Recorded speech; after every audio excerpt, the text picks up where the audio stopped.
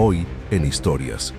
Cada año millones de personas celebran la Navidad convencidas de que conocen su origen. Sin embargo, detrás de las luces, los villancicos y los regalos se oculta una historia mucho más antigua y mucho más inquietante. Una historia donde tradiciones paganas, rituales solares y decisiones políticas se mezclan hasta borrar la línea entre fe y mito. La Navidad no nació de un solo evento, ni de una sola verdad. Fue construida, adaptada y reescrita, y en ese proceso, algo se perdió, o quizá se ocultó deliberadamente. Hoy vamos a desvelar los misterios de la Navidad que rara vez se cuentan, pero que siguen ahí a la vista de todos. Misterios que cuestionan fechas, símbolos y relatos que damos por ciertos. Y mientras avanzamos, notarás algo inquietante. Cuanto más investigamos la Navidad, menos inocente parece su origen. Suscríbete, dale pulgar arriba al video y prepárate para descubrir la verdad oculta tras la celebración más famosa del mundo. Bienvenidos.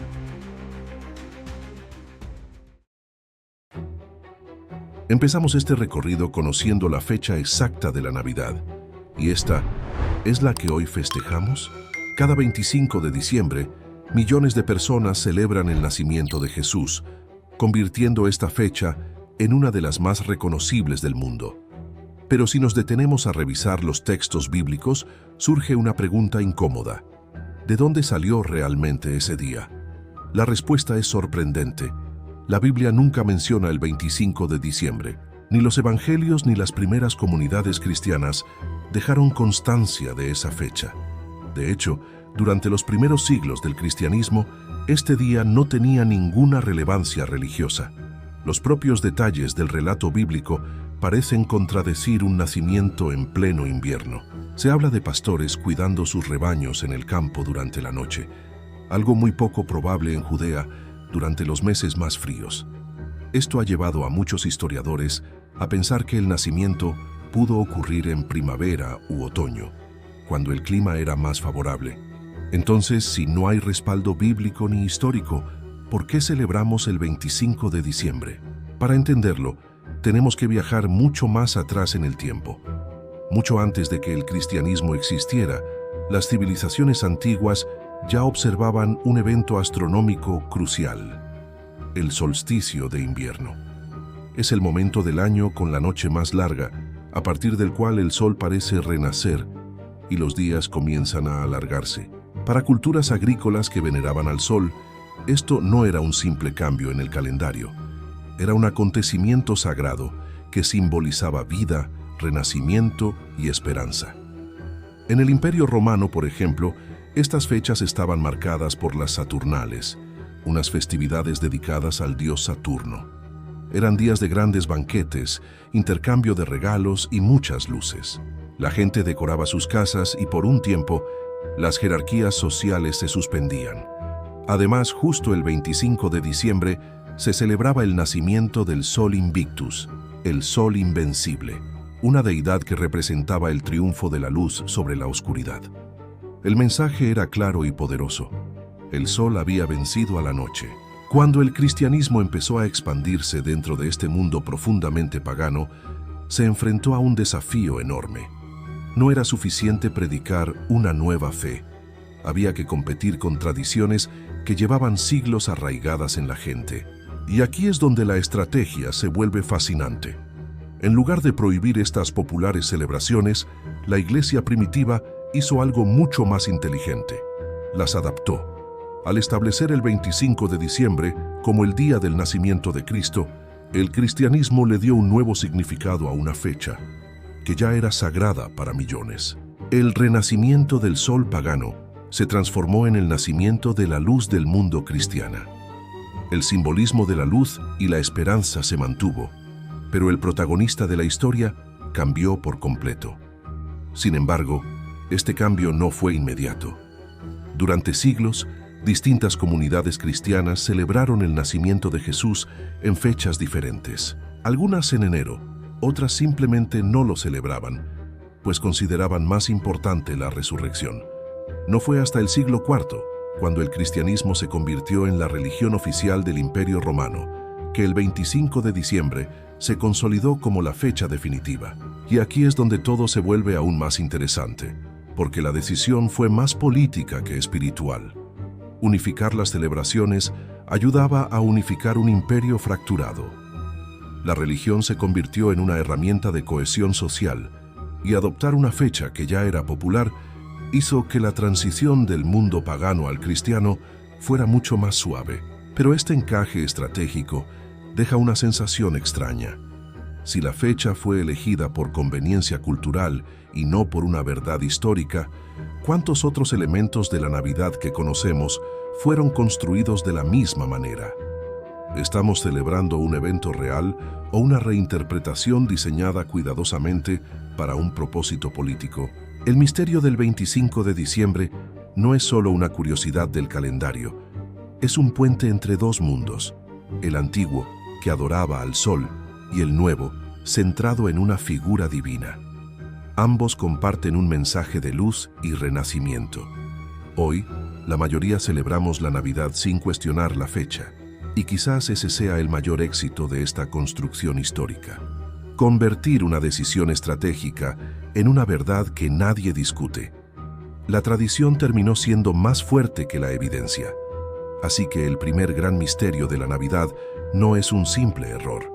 Es la prueba de que esta celebración nació justo en el punto donde la religión, la astronomía y el poder se cruzaron. Y cuando una fecha no encaja, a menudo es porque esconde una historia mucho más profunda de lo que parece a simple vista.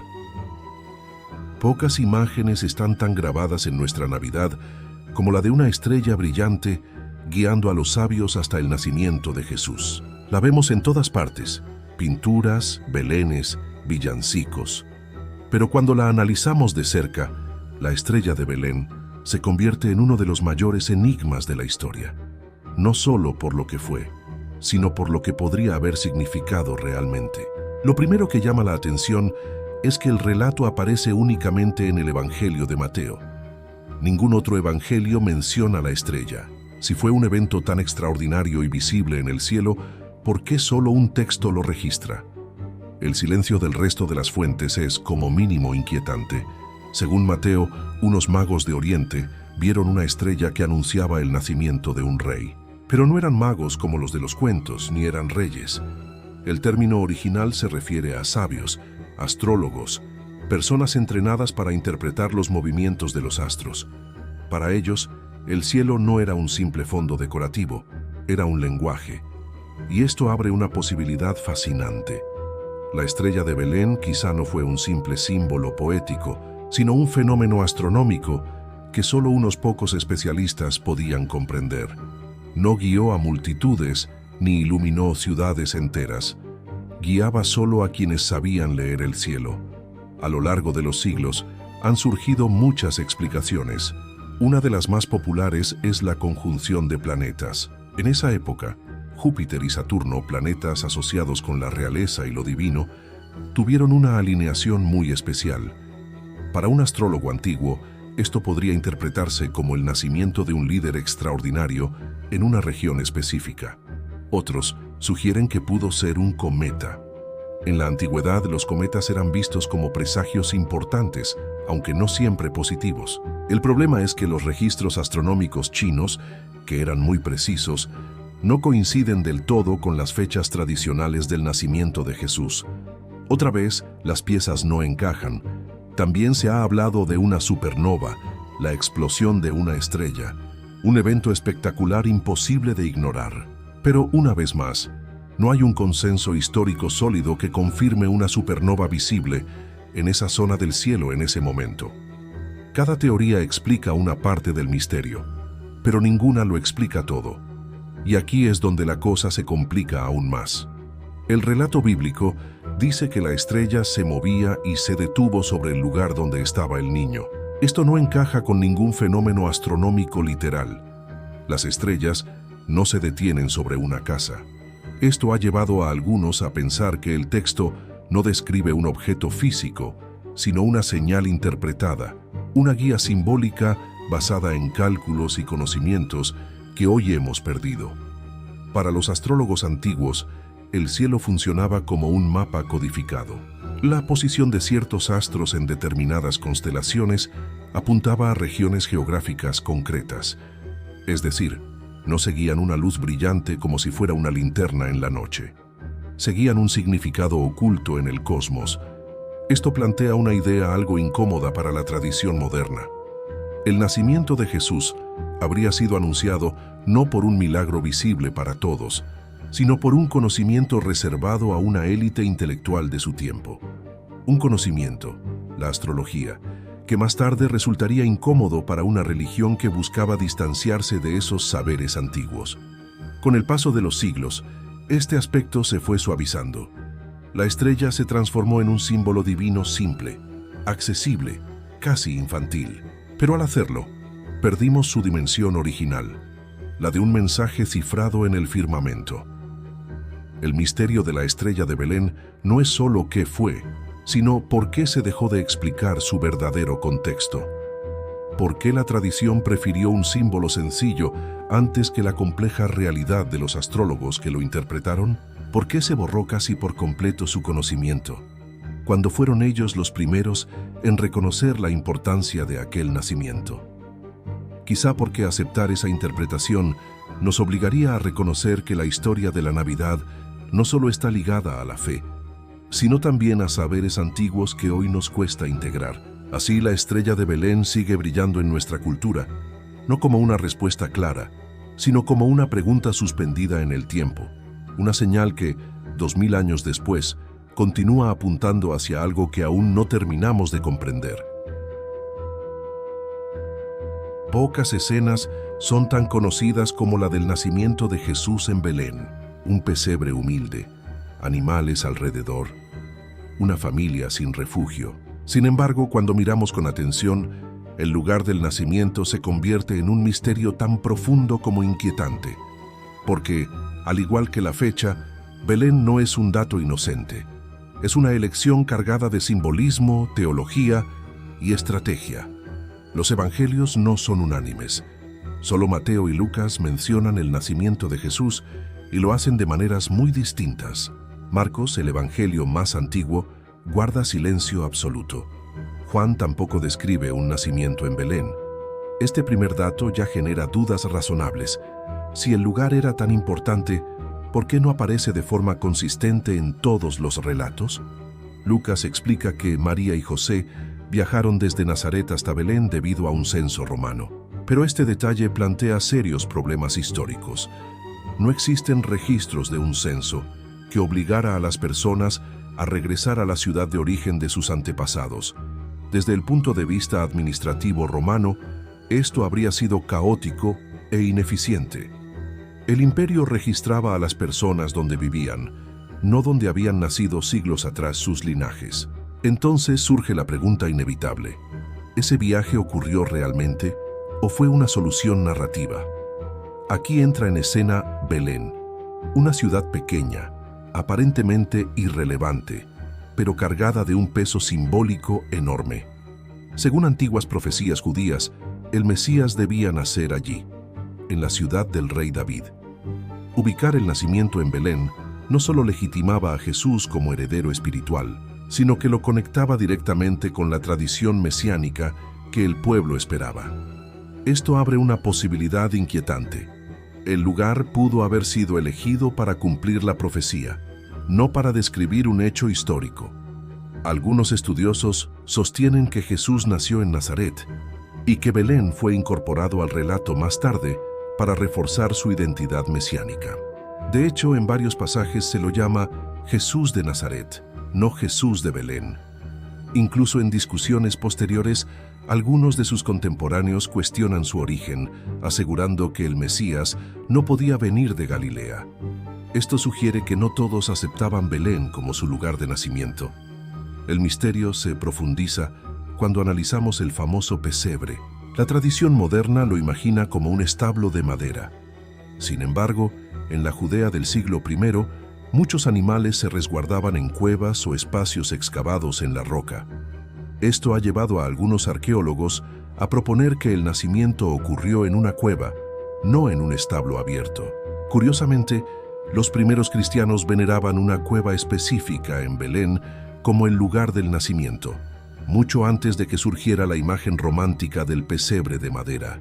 Pero incluso esa cueva plantea interrogantes. ¿Fue realmente el lugar o una localización simbólica adoptada para consolidar la tradición? A lo largo de la historia, distintos lugares han sido señalados como el sitio exacto del nacimiento. Iglesias construidas una sobre otra, relatos superpuestos, tradiciones que se contradicen. Cada generación parecía necesitar un punto físico donde anclar una historia que en el fondo siempre fue frágil desde el punto de vista histórico, y hay un detalle aún más revelador. En la antigüedad, el lugar de nacimiento de una figura importante solía magnificar su estatus. Los reyes nacían en palacios, los héroes en ciudades prestigiosas. En cambio, el relato cristiano elige lo contrario, un sitio marginal, pobre, casi invisible. Esto refuerza el mensaje teológico, pero debilita la precisión histórica. Entonces, ¿qué pesa más en este relato? ¿El mensaje o el hecho? El lugar del nacimiento funciona como una pieza clave dentro de una narrativa cuidadosamente construida. Belén no solo conecta a Jesús con David, también establece un contraste poderoso entre la grandeza espiritual y la humildad material. Pero ese mismo contraste hace que el dato sea sospechoso. Porque cuando un lugar encaja demasiado bien en el símbolo, suele dejar de encajar en la historia. El verdadero misterio no es solo dónde nació Jesús, sino por qué necesitamos que haya nacido exactamente allí. ¿Qué habría cambiado si el relato dijera Nazaret? ¿Habría sido aceptado de la misma manera? Probablemente no. Así, el lugar del nacimiento se convierte en algo más que una coordenada geográfica. Es un punto donde fe, profecía y construcción narrativa se cruzan. Y como ocurre con todos los grandes misterios, cuanto más se analiza el detalle, más se diluye la certeza. Belén sigue siendo venerada, visitada y celebrada. Pero detrás de sus muros antiguos persiste una pregunta que rara vez se formula en voz alta. ¿Estamos recordando un lugar real o el escenario perfecto para una historia que necesitaba cumplirse? Seguro que conoces la historia de los tres reyes magos, Melchor, Gaspar y Baltasar, con sus coronas, camellos y regalos. Forma parte de nuestra infancia, de cada Navidad. Pero, ¿y si te dijera que casi nada de lo que creemos saber sobre ellos es cierto? La historia original es mucho más misteriosa y reveladora de lo que imaginas. El único texto antiguo que los menciona es el Evangelio de Mateo, y lo hace de una forma increíblemente breve. No dice que fueran reyes, ni que fueran tres. Tampoco menciona sus nombres ni describe coronas o desfiles. Solo habla de unos magos de Oriente que llegaron a Jerusalén siguiendo una señal en el cielo. Todo lo demás se añadió siglos después. Y aquí viene la clave. La palabra mago no significaba lo que hoy pensamos. En el mundo antiguo, los magos eran sabios, astrólogos, intérpretes de las estrellas. Eran la élite intelectual de Persia y Babilonia. Personas que leían los cielos y entendían su conexión con los eventos en la tierra. No eran hechiceros de cuento, sino expertos en conocimiento astronómico y simbólico. Esto lo cambia todo. No eran visitantes folclóricos, sino científicos capaces de interpretar una señal que nadie más vio. La estrella no les llamó la atención por su brillo, sino por lo que significaba dentro de un sistema de interpretación muy complejo. Y aquí surge la primera gran pregunta. ¿Por qué el nacimiento de Jesús fue reconocido primero por astrólogos extranjeros y no por las autoridades religiosas locales? Esta pregunta fue muy incómoda durante siglos, porque la astrología fue después rechazada por la tradición cristiana. Pero en el origen del relato, estos sabios son los protagonistas. Son ellos quienes identifican el evento como extraordinario, se ponen en marcha y reconocen al niño antes que nadie. Con el tiempo, esta figura resultaba problemática, así que poco a poco los magos se convirtieron en reyes, el conocimiento se transformó en nobleza.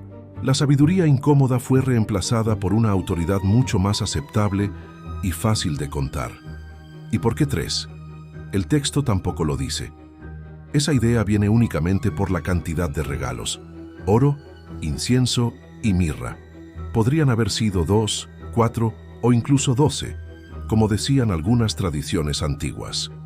El número 3 se impuso por su fuerza simbólica y porque hacía la historia más sencilla. Los regalos, en cambio, sí son importantes. No eran obsequios casuales. El oro simbolizaba la realeza, el incienso, lo divino, y la mirra se usaba para embalsamar a los muertos. Juntos envían un mensaje inquietante. Este niño es rey, es Dios, pero también tiene un destino mortal. No son regalos inocentes, son profecías. Otro detalle perturbador es su visita al rey Herodes. Los magos no van directamente a Belén. Primero acuden al poder político establecido, buscando confirmación. Esto sugiere que esperaban un nacimiento con implicaciones reales, un rival para el trono. Comprenden el peligro que esto supone, y tras ser advertidos en sueños, se marchan por otro camino sin avisar a Herodes. Desaparecen del relato tan misteriosamente como llegaron. Nunca más se vuelve a saber de ellos. Este silencio es muy significativo. Si de verdad eran reyes, figuras tan importantes, ¿cómo es posible que desaparezcan sin dejar rastro? La respuesta más probable es que simplemente no encajaban en la narrativa que se estaba construyendo. Con el tiempo, la tradición les dio nombres, edades, colores de piel y orígenes lejanos para hacerlos más pedagógicos. Pero cada capa añadida los alejaba más de su origen. El verdadero misterio de los Reyes Magos no es quiénes fueron, sino por qué fueron transformados. Por qué su conocimiento fue suavizado hasta convertirse en una simple escena decorativa. Y por qué aún hoy repetimos una versión que elimina lo más fascinante, que el nacimiento de Jesús fue anunciado e interpretado a través de saberes antiguos que la propia tradición después decidió olvidar. Así que, la próxima vez que veas una imagen de los Reyes Magos, recuerda que detrás de esa estampa familiar se esconde una historia mucho más profunda, la de unos sabios que leyeron el destino en las estrellas. Pocas tradiciones navideñas parecen tan inocentes como el árbol de Navidad. Lo decoramos, lo iluminamos y lo convertimos en el centro de la reunión familiar. Pero, ¿y si te dijera que ese árbol es uno de los símbolos más antiguos y misteriosos de la humanidad? Mucho más antiguo que la propia Navidad. Si buscas en la Biblia, no encontrarás ninguna mención a un árbol decorado. No hay nada que relacione el nacimiento de Jesús con un pino, luces o esferas. Durante los primeros siglos del cristianismo, esta costumbre simplemente no existía. Entonces, ¿cómo es que un símbolo totalmente ajeno a la historia bíblica terminó siendo el protagonista de la celebración cristiana más importante? La respuesta nos obliga a viajar miles de años atrás en el tiempo. Desde épocas remotas, los árboles han sido considerados sagrados por muchas culturas. Representaban la vida, la continuidad y la conexión entre el mundo de los humanos y el de los dioses. Sus raíces se hundían en la tierra, su tronco se erigía en el presente y sus ramas se elevaban hacia el cielo. No eran solo plantas, eran ejes del mundo. Especialmente en el norte de Europa, entre los pueblos germánicos y nórdicos, los árboles de hoja perenne tenían un poder especial. Se mantenían verdes incluso en los meses más oscuros del año, cuando todo a su alrededor parecía morir. Durante el solsticio de invierno, la noche más larga, los decoraban como un símbolo de resistencia, renacimiento y esperanza. El mensaje era claro y poderoso. La vida no desaparece, solo espera el momento de volver. Un gran ejemplo es el árbol cósmico de la mitología nórdica, que sostenía el universo entero. No era un simple adorno, sino una estructura sagrada que explicaba el orden del cosmos. Encender luces o colgar símbolos en sus ramas eran rituales para asegurar el regreso del sol y el equilibrio de la naturaleza. Cuando el cristianismo comenzó a expandirse por Europa, se encontró con estas prácticas profundamente arraigadas. El culto a los árboles no era algo marginal, sino una parte esencial de la identidad de pueblos enteros. Intentar prohibirlo de golpe habría sido un conflicto cultural enorme, así que se eligió un camino diferente, uno que la historia ha repetido muchas veces: En lugar de prohibir el árbol sagrado, se lo reinterpretó. El símbolo no desapareció, fue resignificado. El árbol dejó de representar el ciclo solar y pasó a integrarse silenciosamente en la Navidad cristiana. Se le dieron nuevos significados: la vida eterna, la esperanza, la luz en medio de la oscuridad. Conceptos que encajaban bien, pero cuyo origen era muy anterior. Durante siglos, la Iglesia vio esta práctica con desconfianza. Incluso la llegó a condenar como pagana, pero la tradición era demasiado fuerte.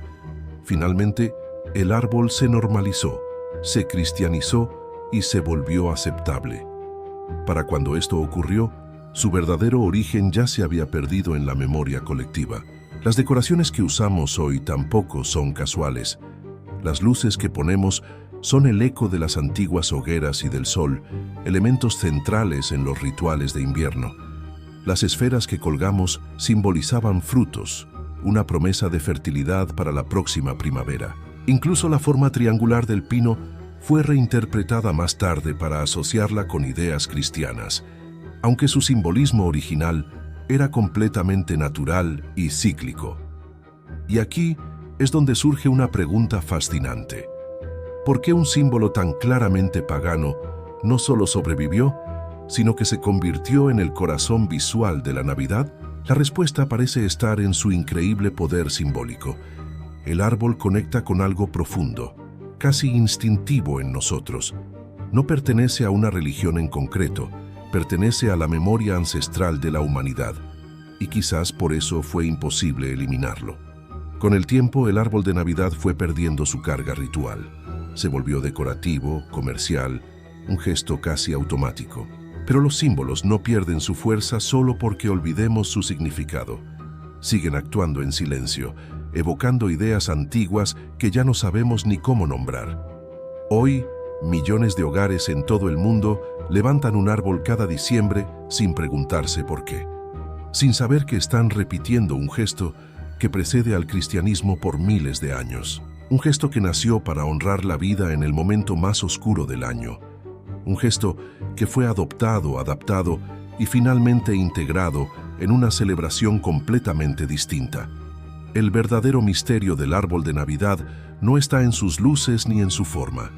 Está en su increíble capacidad de permanencia, en cómo logró atravesar civilizaciones, religiones y creencias sin desaparecer, y en cómo incluso hoy sigue ocupando el centro de nuestro ritual sin que casi nadie cuestione de dónde viene.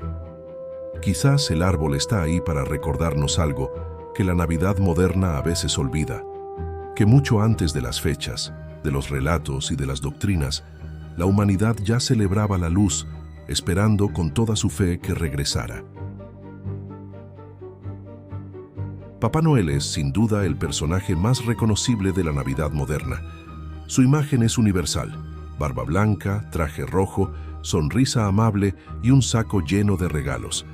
Sin embargo, detrás de esta figura aparentemente inocente se esconde una de las transformaciones simbólicas más profundas y silenciosas de la historia cultural. Porque Papá Noel no nació así, fue construido. Y en ese proceso su significado original quedó casi irreconocible. El punto de partida es una figura real: San Nicolás, un obispo que vivió entre los siglos III y IV en la región de Asia Menor. Era conocido por su generosidad, especialmente hacia los pobres y los niños. Sus actos eran discretos, casi anónimos. No buscaba reconocimiento.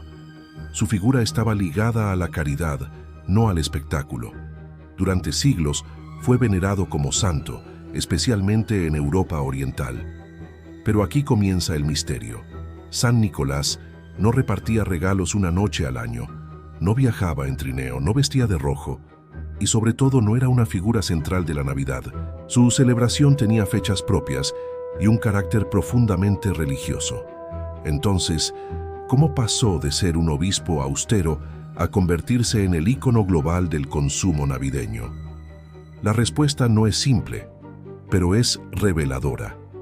Cuando el cristianismo se expandió hacia el norte de Europa, se encontró con antiguas tradiciones invernales profundamente arraigadas. En esas regiones existían figuras míticas asociadas al invierno: a la vigilancia moral y al tránsito nocturno, seres que observaban, juzgaban y recompensaban o castigaban. Una de ellas era un anciano poderoso que viajaba por el cielo durante las noches más oscuras del año. Estas figuras no desaparecieron, se fusionaron. San Nicolás comenzó a absorber atributos de antiguas deidades y espíritus invernales.